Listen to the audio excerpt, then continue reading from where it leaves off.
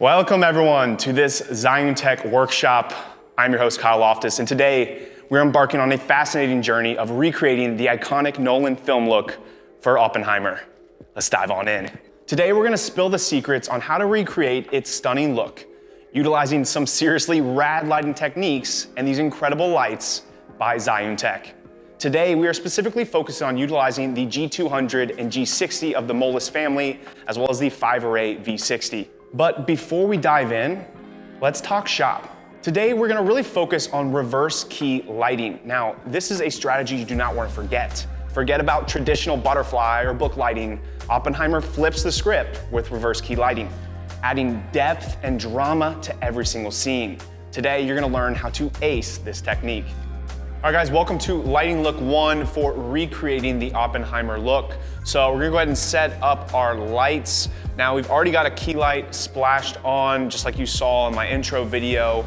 And again, what I talked about earlier was reverse key lighting, right? And so the idea here is we are putting our key lights on the reverse side. So we always wanna shoot shadow side. Shadow side, meaning the side with our shadow is closest to the camera, right? And what this allows us to do is get a lot more depth in the image, and it creates a lot more shaping on our figures as well. And so it just makes for, again, a much more captivating and interesting image. And so what I'm doing right now is I am setting up this reverse key. So again, I'm setting it up on the reverse side. So me being the main subject for this particular shot, right? I'm gonna be looking off camera this way with our A camera and B camera set up right there. And so again, this is gonna have the shadow side closest to the cameras, and again, allow for a really captivating image. So what you'll see with most of the setups in Oppenheimer was, again, a side light or top light-esque look, and mainly emphasizing, again, on that reverse key lighting. Currently, this Molis G200 was set to 6,500 Kelvin. I'm going to daylight balance at 5,600 Kelvin. And I'm gonna really brighten this up so we can fill this space. So I'm sitting at about 85% right now. Now I'm gonna additionally take this Molis 60W, and I'm gonna use this to just do what's called ceiling bounce. So if you just kind of show the ceiling really quick for me, Tashi. So you can see we got a nice white ceiling. And so I'm gonna use that to my advantage, and I'm just gonna bounce this light off the ceiling. And so what that's gonna do is it's gonna allow me to get some really nice, soft ambient light. So just fill in the space with a little more light so we can see everything without particularly lighting anything up. So we're at about 2,700 Kelvin right now. I'm gonna go ahead and switch this again to 5,600, and I'm gonna switch this to 100. What I love about these lights is you can actually just quick press and it'll jump up about 20 degrees. So just with a couple clicks, I'm literally able to go from 0 to 100% on the intensity level. You can do that with the temperature of the light as well. So we're now at 5,600 Kelvin, right? And at 100%, shooting towards my subject. And again, all this is doing is it's creating a little more light within the space for us. And then lastly, the last light setup I'm gonna do is I'm gonna go ahead and set up our backlight. And so we've already got this on, as you guys can kind of see, but I'm gonna slightly adjust this. I'm gonna get a little more power output of it. All right, so a little more power output. We're at 6,500. Again, we're gonna go jump to 55. All right, and we're gonna drop this dim down to about 6%. Nope, we're sitting at about 4. Just about 4% there. I'm gonna go ahead and turn these house lights off. Cool. All right, so let's go ahead and take a peek at camera. Check it out. So as you guys can see really with the image here, right? So again, recreating that Oppenheimer-esque look. We've got some soft ambient light in the space, right? It's really dim, really dark, but we can still make out the full scene and environment. Similar to the Oppenheimer look, again, we have that we have that soft backlight. What that allows us to do is create more depth, realize how far away our subject is from the background. Again, just making for a more dynamic and interesting image. And as you can see, again, we've got that reverse key light there. So I'm just setting up this fill light here, gonna add in a little fill simply because if we look at our image compared to the film image, we've got a little bit more contrast, and they've got some really, really nice soft light there. And so it's just rolling off a little smoother. And so I wanna kind of meet that. And so I'm just gonna add this in. This is literally about 5%. Bam, there we go. So just got that little fill light. Again, just so we have more of a well-rounded soft image kind of across the face there, and we don't have such much of a stark contrast from the shadow side to the key side.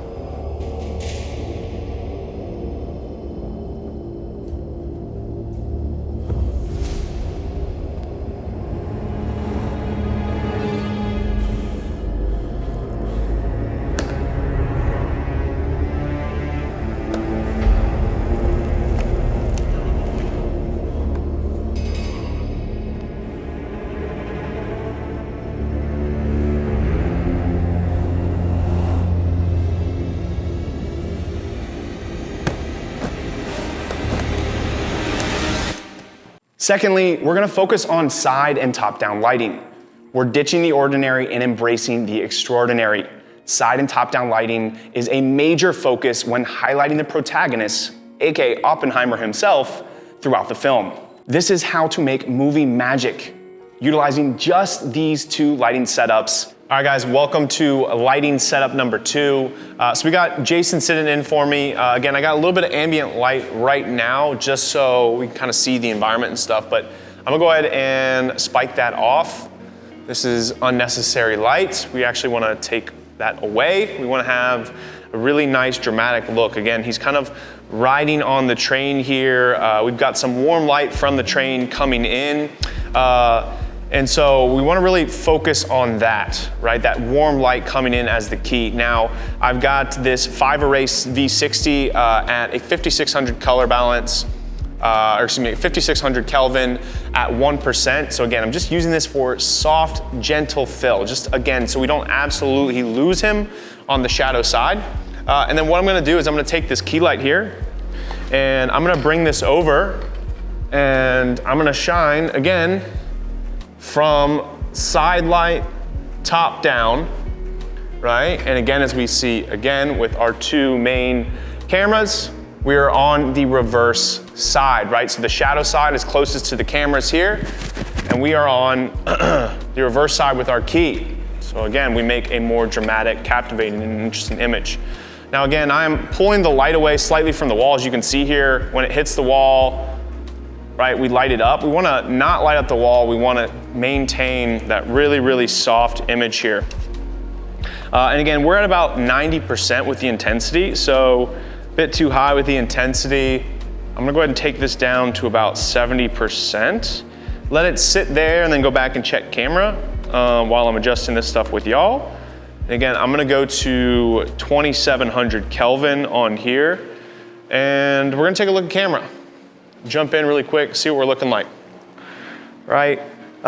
So we look pretty good, but we are way, way too warm on the image here, right? And so what I'm gonna do is use that mark, make my adjustments here. So rather than 2700, again, it's a little too warm. I could always clean this up in post, but we're here. So why not do it now, right? I'm all about doing things practically, making the adjustments in camera so you don't have to deal with it in post. So I am going to 4600, right? 4600, and I'm gonna kind of settle in around there. Take another look. Nice, and this is much more of the image that I'm looking for here. Now, the one thing I would say is I'm actually gonna trade off. So the 5-array is giving us some fill, but as you guys could see, it was actually adding too much shadow onto the background there. So I'm actually gonna switch back to this ceiling bounce here, and this is much, much more ideal. We're at 100% output, 5600 Kelvin. I'm gonna bring that down to 50%, jump back into camera and take a look. All right, guys, this is looking really, really good. I'm gonna make some final adjustments here, and then we're gonna recreate the scene. Coming in with V flat here. And the real reason why I'm doing this is because on the shadow side, getting enough shadow. It was not hitting the way I really wanted it to. And so again, what I'm really looking to do here is just make this a bit stronger. And so I'm gonna set up this V-flat. So that way we have no ambient light or anything really bouncing and creating more light on that shadow side. Nice, we're looking a lot better there. I'll maybe take this ceiling bounce, and what I'm gonna do is kind of shine it over off on this side. And again, as you can kind of see, it's super subtle on the image, but as I turn this, it slightly alters the amount of light we're getting on that shadow side. So I'm gonna shoot this away. That's not really where we wanna emphasize the light, right? And now we're at a really, really good look, and the final adjustments I can make from here, I'm gonna take care of in post. So without further ado, again, let's have Oppenheimer take the scene.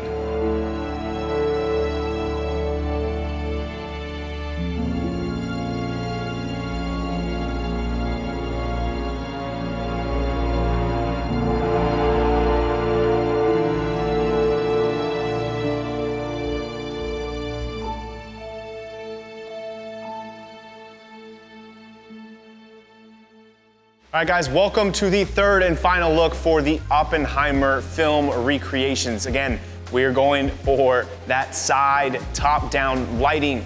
So we've already got our white background kind of emulating that window light seen in the background. Now we've got some black materials to emulate some of that office space stuff. Now what I'm gonna do is I'm gonna take this key light. I'm gonna go ahead and turn this up a little bit. We're gonna go at 80% intensity, 5600. Again, we're going for that key light balance, going for that daylight balance, just like we see in the image. So again, a nice side top-down look here. And as you can see in the image, we're very, very close already to that film recreation. However, the main problem is, again, we're really, really dark on the shadow side. Like, honestly, almost lost everything in the shadows. And so, although we are not doing any book light, we are gonna use a bounce here, right? And again, we could use a different light for some fill if we wanted, but personally, I love using a bounce because we already got a soft source coming through a softbox, right? When it bounces off of here and reflects back. So again, that's multiple different pathways the light is going through, which continuously softens up the light, right? So this is just gonna allow us to get a much, much more soft bounce back here and just add a little bit more to the shadow side, right? So as you can see, pulling this away from the image, right? And now putting it back on, right? So subtle difference here, but it makes a huge difference in reality, right? Because now we have a little more lift in the shadows. We can actually see what's going on. We can see more dimension in his face and more shaping. And this is something, if we choose to, we can always take away in post, guys. So that's why I always recommend really lighting and getting things perfect in camera so you have full flexibility in post. So without further ado, let's have Oppenheimer take the scene.